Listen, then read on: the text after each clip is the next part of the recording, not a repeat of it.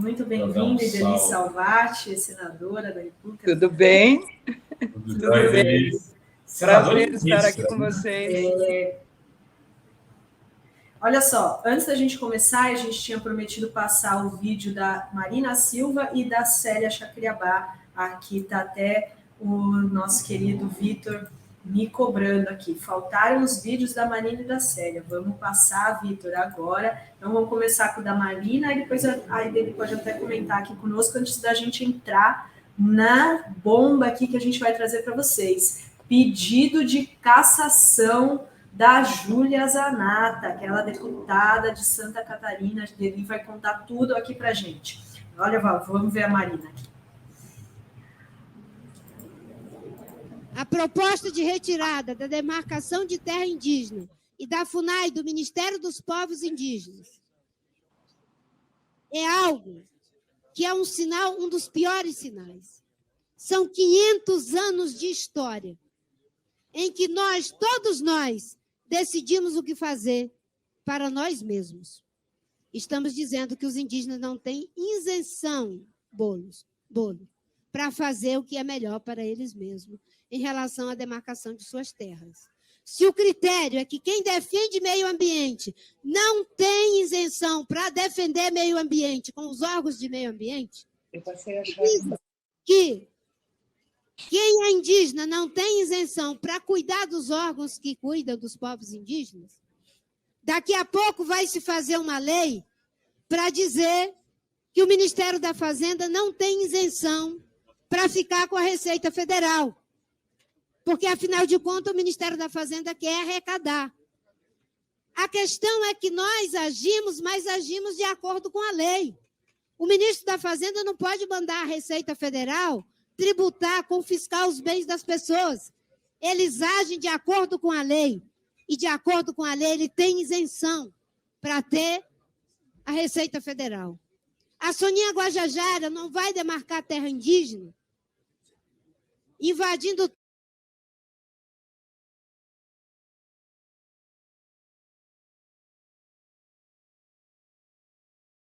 É verdade? Não sei por que... Terras que não estejam de acordo com a lei. E, de acordo com a lei, ela tem isenção para ter a FUNAI e a demarcação das terras indígenas. Eu paro por aqui, porque nesses 4 anos, se Deus quiser, nós haveremos de, junto com essa casa, junto com o Senado da República, ajudar o Brasil a transitar, mesmo na divergência.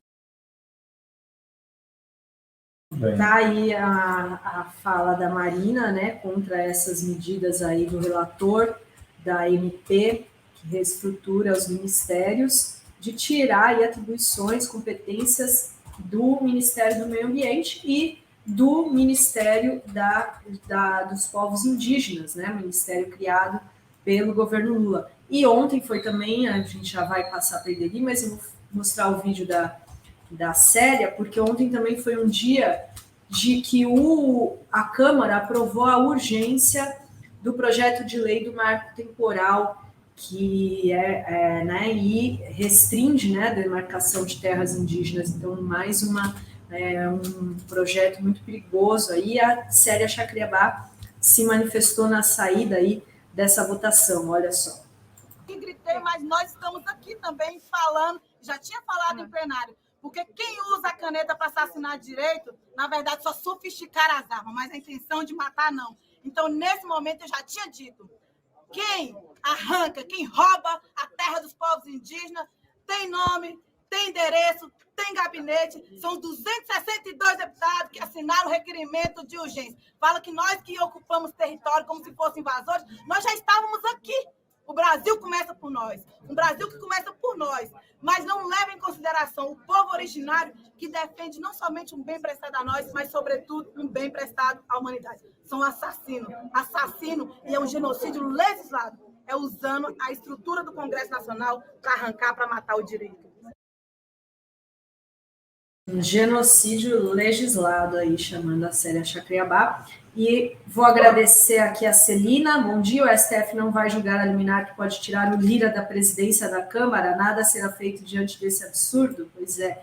E a Lilian Nazareth, minha contribuição para o documentário tem que ser dessa forma, assim, pois estou fora do Brasil. Beijos de Rovai, Azen e toda a equipe fora. Muito obrigada, Lilian. Vamos então lá começar a pauta aqui, né, Rovai? Como que vocês estão entrando com um pedido de cassação da deputada Júlia Zanatta? É isso, Ideli? Primeiro eu queria dar o meu boa tarde já, né, para todos que estão nos acompanhando, ao Renato, né, agradecer a você também, Adri, pela oportunidade, o convite da gente poder estar aqui. Agora, vocês vão me desculpar, antes de eu entrar na Zanatta, eu fui ministra da Secretaria de Relações Institucionais por 3 anos. Eu acho que eu fui a pessoa que mais tempo durou naquela máquina de moer carne, né? Cada vez que eu lembro do que foi aqueles 3 anos, até porque é o seguinte, é claro que o Congresso, na minha época, não era tão terrível quanto o atual. Era ruim, mas não era péssimo, entende? E a gente tinha que fazer também todo um trabalho ali, né, junto à maneira de ser da presidenta Dilma, né, na relação política, que é bastante diferente da do presidente Lula, né? E aí eu queria só fazer duas observações. Ninguém me perguntou, mas eu me sinto no direito de poder falar. Não, Ideli, por favor, eu ia introduzir por aí. Eu que já fui direto. A Adri já foi direto ao ponto, eu ia falar, não, vamos fazer aqui um preâmbulo antes, tá? Para poder e também vai ser rápido. Primeiro, eu comandei, né, a negociação e aprovação do Código Florestal, certo? Uma matéria espinhosíssima, com a bancada, né, do boi, né, do agronegócio, parará. E eu quero dizer que o comportamento, a atuação da ministra do Meio Ambiente, Isabela Teixeira, foi o seguinte: ela acampou no Congresso. Ela acampou. Ela recebia no gabinete dela, de manhã, de tarde, de noite, entende? Ela só cuidava daquilo. Recebia as bancadas, recebia, entende, os parlamentares individualmente e tal. Ou seja, ela teceu, entende, assim, ponto a ponto do tricô, a aprovação do Código Florestal, que foi, eu considero, um grande avanço. Então, não tem jeito. Matéria controversa, questões controversas, entende? O ministro responsável, ou as ministras responsáveis, né? No caso, aí tem a Marina e a Guajajara, tem que acampar, sabe? Tem que encampar. Não pode, entende? Não tem como. Não tem como. E eu quero dizer que, inclusive, diferentemente da Isabela Teixeira, que não era nem nunca tinha sido parlamentar, tanto a Marina quanto a Sônia Guajajara são parlamentares, já são, entende? Então, conhecem muito bem como é que rola aquela casa. Então, essa é a minha primeira observação. Ou seja, o ministro tem que fazer política, né? Tem que fazer política. Olha o que o Haddad fez no arcabouço fiscal. Olha o que o Paulo Teixeira fez na questão do MDA. Então, não adianta ficar, entendeu? Cutucando, falando, se colocando acima, porque não é acima. Não tem acima. Em primeiro lugar, não tem acima do presidente Lula. E também não tem acima do Congresso. Tem que estar lá, né? Costurando e tal. A segunda questão é que já está bastante claro, né? Mudou o poder e a relação com o Congresso. Já falaram de deputadocracia? Não. É emendocracia. É a emenda que manda. É a emenda. E aí o seguinte, o governo tem que operar, agir, atuar com as emendas de forma mais poderosa do que o poder que o Arthur Lira tinha, perdeu, continua, né, querendo usar para poder manter bancada. Então, são só essas duas observações que eu queria fazer pela minha experiência de 3 anos naquela máquina de moer carne, que era a Secretaria, né, que é ainda a Secretaria de Relações Institucionais. E vamos para a Zanatta. Então, vamos para a Zanatta. Vocês estão entrando hoje com pedido de cassação da deputada Zanatta, que, aliás, esses dias aí eu descobri, numa postagem do William De Luca, que ela foi colega de classe dele numa pós que ele fez de comunicação pública aqui, e quando na época ela era assessora, isso em 2010, se não me engano, do MDB. Era uma pessoa super tranquila, segundo o De Luca, conversava ali com ele sem nenhum tipo de extremismo. Vejam no que se transformou. Eu não sei se você tinha isso, informação, se você já tinha ouvido falar dela antes dele. Deixa eu lhe dizer, eu tinha as informações de que ela trabalhou na assessoria parlamentar na Assembleia Legislativa, porque ela é de uma família, né? Uma família que teve parlamentares, né? Família Pedroso, família Zanata e tal. Nós tivemos parlamentares estaduais, né? Destas famílias. Então, ela atuou ali, tá? Mas deixa eu lhe dizer, nós estamos protocolando, em primeiro lugar, em nome dos membros da diretoria do Humaniza Santa Catarina. O Humaniza Santa Catarina é um movimento que agora nós estamos legalizando, né? Já aprovamos o estatuto, né? Elegemos diretoria, estamos na fase de registro. Então, os membros da diretoria do Humaniza é que assinam, né, o pedido de cassação. Já tem um pedido de cassação dela tramitando no Conselho de Ética. Só que nós entendemos que era de fundamental importância, porque o pedido de cassação anterior, diferente do nosso, trata exclusivamente da questão da postagem, né, dela com o fuzil na mão, a camiseta, né, com a mão, né, do Lula com os três tiros e tal, e por si só já é gravíssimo, né? Então, nós incluímos isso também no nosso pedido de cassação, mas nós damos realce a uma outra questão, porque o ato do dia 8 de janeiro foi precedido de uma surpreendente reunião com centenas de pessoas na Assembleia Legislativa, tá? Com clube de atiradores, clube de tiro, lojista de arma e tal, no dia 6 de janeiro, ou seja, 2 dias antes da movimentação do 8 de janeiro em Brasília. Paralelo a isso, eles estavam movimentando, né, este público, né, a gente tem, inclusive, provas, vídeos e tal, eles estavam movimentando as caravanas para ir a Brasília, que de Santa Catarina foram muitas, né, muitas caravanas, muitos ônibus. E tem também vídeo onde uma das pessoas que participou ativamente ali da reunião, do dia 6 de janeiro na Assembleia Legislativa, onde ele relata de que foi uma reunião muito proveitosa, inclusive porque teve um momento onde eles discutiram um plano de ação que não se tornou público. Plano de ação no dia 6 de janeiro, entende? Às vésperas do dia 8 de janeiro. Entende? Me poupe, mas aquela foi uma... Inclusive que é o seguinte, foi uma reunião que contou nada mais, nada menos, com um deputado federal do Mato Grosso, o Marcos Polon, né? Que é o presidente nacional do ProArmas, contou com a presença do Mário Frias, né? O deputado também armamentista de São Paulo, ou seja, não foi uma reunião catarinense, entende? Foi uma reunião, eles foram recebidos pelo governador Jorginho Melo, entende? Na casa do Jorginho Melo, lá na sala de reuniões do Palácio da Agronômica, entende? Ou seja, junta esse povaréu todo, e isso não tem nada a ver com a organização do 8 de janeiro? Nós entendemos que tem. Por isso que no pedido de cassação nós demos foco também, com muitas provas, muitos documentos, e do envolvimento da Júlia Zanata e de outros, né?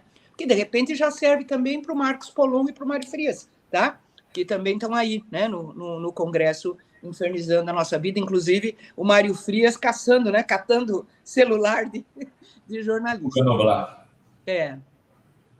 Então, nós fizemos o protocolo, né? E junto, para poder contextualizar, nós fizemos um levantamento, e aí, Rovai, eu sou obrigada, né, a agradecer, porque a gente utilizou bastante investigação que vocês também, pela revista Fórum, fizeram, né? Então, nós fomos coletando tudo e a gente pegou um histórico longo da dona Júlia Zanata com a família Bolsonaro, com a questão das armas, né? Tanto no Brasil como nos Estados Unidos. Aliás, ela morou lá nos Estados Unidos, ela estudou lá. E ela tinha quase que uma ponte aérea, né? Brasil e Estados Unidos. Tantas vezes ela foi para participar de atividades lá junto com o Eduardo Bolsonaro. Ela foi namorada durante um período do Tony, né, que é o proprietário do Clube Ponto 38, aquele famoso, onde o Adélio esteve. Aliás, ela foi porta-voz, né, para dizer que não, o Adélio e o Carlos Bolsonaro não se encontraram, não. Ninguém se viu ali, ele nem apareceu. Ele só se inscreveu, mas não apareceu, e tem provas, né, de que ele fez o curso, etc. e tal. Então, nós levantamos a gente brinca, uma capivara, né, grande, da dona Júlia Zanatta, e está anexo, né, também ali no pedido. E agora, tudo isso nós vamos encaminhar para o Alexandre de Moraes. Por quê? Porque ela já está citada no inquérito dos atos antidemocráticos pela relação dela com o Alan dos Santos, tá? Que é também, assim, bastante intensa a relação e atividade com ela, tá? Nós vamos pedir, por conta da reunião do dia 6 de janeiro e também de atividades que ela teve com gente que está envolvida, né, nos atos do 8 de janeiro, ela teve atividades e reuniões e tal com o De Donati, aquele que é financiador, caminhoneiro, né, e é financiador dos atos do 7 de setembro de 2022 e de 8 de janeiro de 2023. E, então, nós queremos encaminhar isso tudo também ao Alexandre de Moraes para que ela possa ser incluída como também investigada, entende, na questão do 8 de janeiro. E, por último, tem um processo de cassação do senador Jorge Seife, né, que está adiantado, inclusive, né, tem um pedido de cassação do mandato dele como senador, porque tem provas do envolvimento, né, de apoio e de recursos não contabilizados, né, como a gente costuma dizer, né, na campanha dele, vindo do Luciano Hang, né, o velho da van. Tá? Só que a dona Júlia Zanatta também está metida nessas atividades aí não contabilizadas, né? Tem, inclusive, vídeos dela junto. Tem, inclusive, assim, atividades que ela participou junto com o velho da van e o próprio Seife, né? Então, ela, além do pedido de cassação no Conselho de Ética da Câmara pela postagem, né, incitando ódio à violência e ameaçando de morte o presidente Lula, e a questão da preparação, organização dos atos do 8 de janeiro, nós queremos também encaminhar ao Alexandre de Moraes nos 3 inquéritos, né? Atos democráticos, o golpe de 8 de janeiro e a cassação até porque o Luciano Hang, né, ele foi agora tornado inelegível num processo onde cassou o mandato do prefeito de Brusque, né? Exatamente, porque ele é useiro e vezeiro, né, de utilizar o poder econômico dele, né, os recursos dele para interferir em processo eleitoral. Então, o prefeito de Brusque foi cassado, tornado inelegível, o Luciano Hang foi tornado inelegível por abuso e interferência, né, no processo eleitoral. E eu tenho quase que certeza que aquela cassação do Jorge Seife tem grande probabilidade de prosperar. Então, como a dona Juliana Zanatta, que usa aquelas tiarinhas, aliás, na nossa representação tem muitas fotos de tiarinhas nazistas, né? Tem até uma que o Hitler está com uma criança no colo, entende? Com a tiarinha, se olhando apaixonadamente, entende? Que a idade a diferença de idade é grande, né, da época, mas assim a gente olha para aquilo e vê a dona Júlia Zanatta. Ela diz que é uma homenagem aí à Oktoberfest, né? Ela que vai se catar com essa cobiça. Ela disse a Oktoberfest é em Blumenau. Tradição alemã. Realmente, tem as tiaras lá. Entende? Que eles usam. Só que Zanatta é de qual região da Alemanha? Zanatta é italiana. Ela é de Criciúma, uma região onde não tem não teve colonização alemã. Entende? É residual a questão da cultura alemã na região de Criciúma. O forte ali é italiano. Italiano, sim, tem bastante lá, né? Tanto que ela né, Zanata é italiana. Então, não tem desculpa nenhuma dela usar a tiarinha. E é o seguinte, ela não usava a tiarinha antes, tá? Ela passou a usar a tiarinha exatamente para servir de apito de cachorro, né? Como sinalização, igual o copo de leite, né? Da supremacia branca, né? O copo de leite é símbolo, a tiarinha é símbolo de mulheres nazistas. É símbolo, é figurino. Tá? Ideli, o que aconteceu com Santa Catarina, né? Eu te pergunto que, assim, eu me recordo nos anos 90, começo dos anos 2000, Santa Catarina, inclusive, assim, nas Florianópolis, havia disputas acirradas, né, com candidatos do PT indo muito bem. Teve prefeitos em Blumenau, teve prefeitos, se não me engano, em Joinville, em várias cidades de Santa Catarina. Você se elegeu senadora e agora se tornou um feudo, quase que um bolsonaristão, né? Falavam que São Paulo era tucanistão, mas verdade que a gente teve uma candidatura do PT no segundo turno, mas mesmo assim a diferença é muito gritante de poder de fogo do bolsonarismo da extrema-direita em Santa Catarina com o que foi já um tempo atrás, né? Rovai, é o seguinte, ó, Santa Catarina sempre foi um estado polarizado, né? Nós temos uma direita, um percentual, uma esquerda, um percentual, e tem um grande miolo, que de vez em quando vai para um lado, de vez em quando vai para o outro, tá? Todo mundo diz assim, mas o Bolsonaro foi o mais votado no Brasil no primeiro turno de 2018. Em 2002, quando eu me elegi senadora, inclusive, o Lula é que foi o mais votado percentualmente no Brasil em Santa Catarina. Foi em Santa Catarina que o Lula, no primeiro turno de 2002, ganhou o maior percentual de votos. Entende? Então, esta coisa do miolo, né, do meio, de ir para um lado ou para o outro, é uma coisa bastante, digamos assim, é algo da nossa realidade política, tá? E você tem razão. Nós governamos as maiores cidades do estado, entende? Nós, inclusive, é o seguinte, nós governamos Florianópolis, né, com o Sérgio Grando, que era do Partidão, né? Tá? Mas todo o secretariado, a grande maioria era do PT, o vice era do PT, né?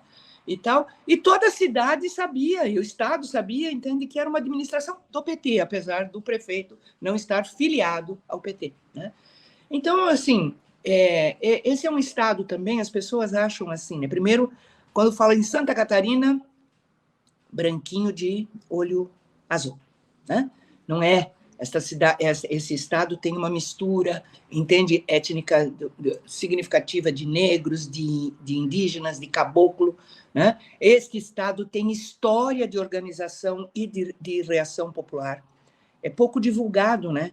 Mas é assim, a primeira guerra, entende, onde foi utilizado, inclusive até o Chico Pinheiro fez referência à utilização da aviação, né, de bomba, aviação aérea, numa revolta em 1930, eu não lembro agora a data, é uma revolta não muito divulgada, e ele se referiu a isso, e eu corrigi no Twitter, assim, Chico, não foi a primeira vez que se utilizou a aviação aérea de repressão, entende, com artilharia aérea, foi na Guerra do Contestado, em 1914, que foi uma revolta popular, entende, dos caboclos, que perderam as suas terras, porque teve, né, a multinacional, né, inglesa, né, que ganhou a concessão, né, para construir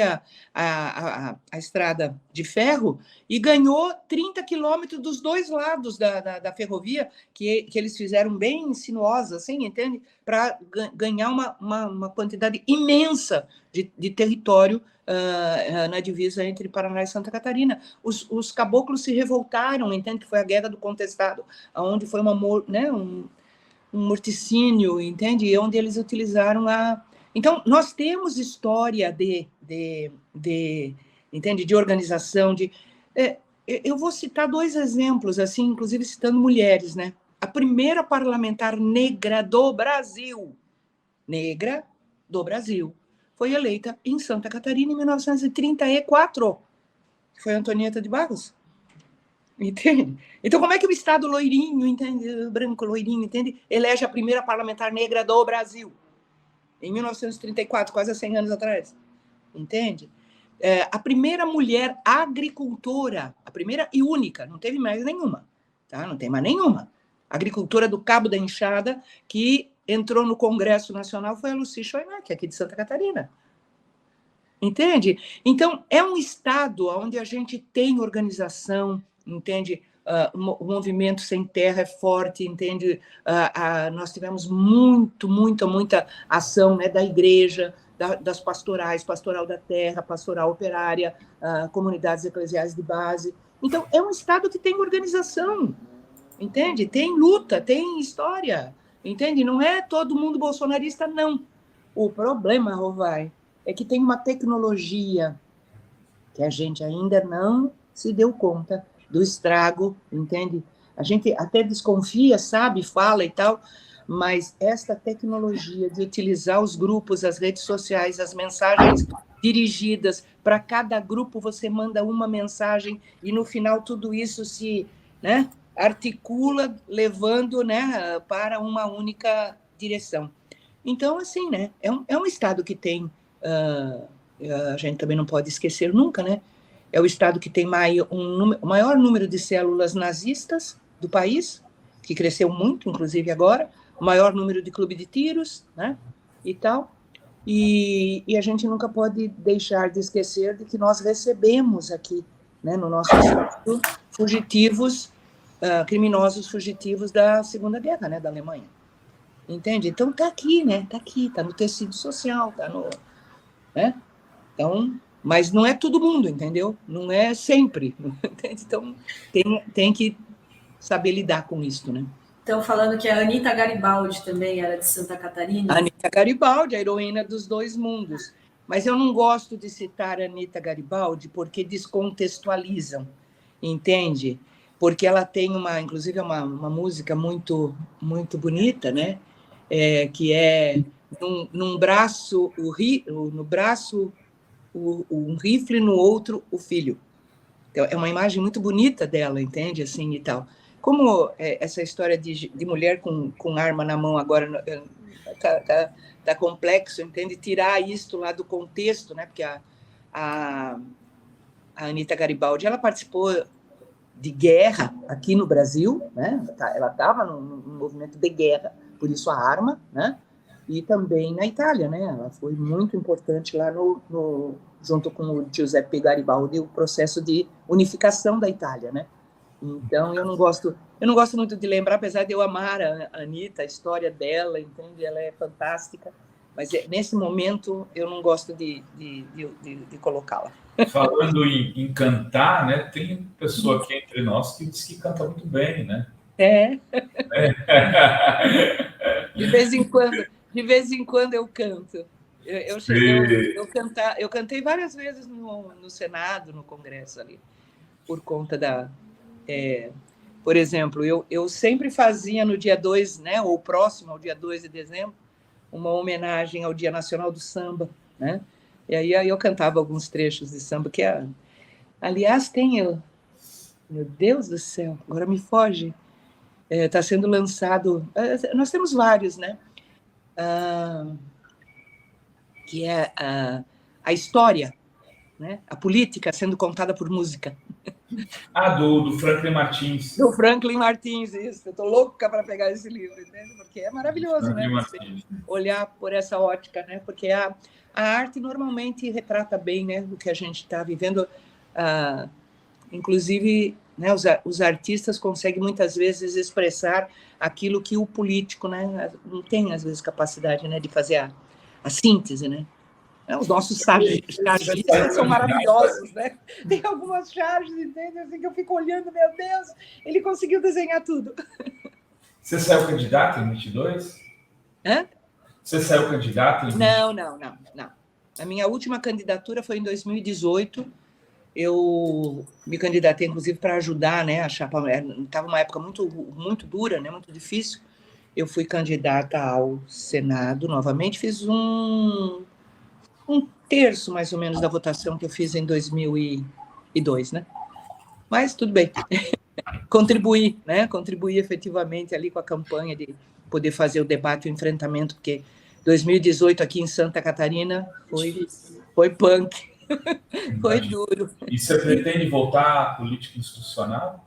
Não, eu só me dou o direito atualmente de fazer o que eu gosto, falar o que eu quero, entendeu? E só. E tem gente falar o que eu quero, como eu falei, por exemplo, né? Eu fiz uma sutil crítica, né, aos procedimentos aí nessa questão da relação com o Congresso, até pelo que a gente viveu, né? Teve lá de experiência, né? Sim. E ainda mais esse Congresso, né? Dizem que é o pior. Você acha que piorou muito? Muito. Piorou sobre vários aspectos. Piorou, entende, pela qualidade mesmo individual, né? Tá? Dos parlamentares, né? Porque tem uma coisa assim, entende? Como é que eu vou lhe dizer? Antônio Carlos Magalhães. Tá bem claro, né? Qual era a posição, qual era a corrente política, qual era a ideologia e tal. Mas eu, na minha época de Senado, eu tinha gosto de bater boca, de debater com ele. Entende? Agora, você vai debater com Marcos Doval, com o Magno Malta, que quer... aliás, se não caçarem aquele Magno Malta, entende? Agora, entende pela questão de quem é que está cuidando dos macacos, né? Então, olha... Então, assim, eu acho que perdeu, né? Qualidade individual. A outra questão é que a mudança, né? O poder que o Congresso passou a ter, né? Que começou com o Eduardo Cunha e o Alves na presidência da Câmara, com a história de transformar emendas parlamentares individuais em impositivas. Começou ali. Ali eu acompanhei isso, não conseguimos barrar, não, a gente sabia da gravidade disto, entende? Aí das impositivas individuais passaram para coletivas, entende? Eles foram ampliando, e aí depois veio o orçamento secreto, né? Porque, na verdade, o que está em jogo ali é quem manda naquela parte do orçamento. É isso que está em jogo, entende? O Lula foi eleito para governar e executar o orçamento. Mas as mudanças que ocorreram, né, em termos de Congresso, deu poder ao presidente da Câmara e do Senado. O Senado não exerce com tanta, né, voracidade, mas o Arthur Lira sim, né? Até porque, assim, né, em 514 é mais difícil, se você não tem um instrumento forte, como é o das emendas, de você ter este controle, né? Tá? Então, e tem uma outra coisa, né, que é de uma gravidade imensa, que é a história da quantidade de partidos políticos, né? Não existe como governar com mais de 30 partidos políticos no Congresso, gente. Como é que faz isso? Até porque quando você reúne e acerta com 15, entende? Os outros 15 já se rebelaram. Aqueles 15 que você já acertou, entende? Em cada bancada tem aquele ou aqueles que acham, não, o líder acertou, mas não conversou comigo, não vale, entende? Então, é complicado, bem complicado. E, olha, reforma política, eu digo sempre, né, várias pessoas já me perguntaram isso, reforma política é a coisa mais difícil de fazer. Por quê? Quem vai fazer a reforma política, votar a reforma política, é o principal interessado. Então, até no PT funciona assim, tá, gente? Eu não estou falando isso só de alguns partidos. Até no PT funciona assim. A primeira coisa que o parlamentar, né, ou a parlamentar, olha quando vem uma proposta de reforma política e como é que eu fico? Como é que isso me afeta? Isso me ajuda ou me atrapalha, entende, numa futura eleição? Então, primeiro vai fazer sob a ótica individual. Depois vai pensar, entende, se isso faz bem para os partidos ou não, para o seu partido ou não, para o país ou não. Entende?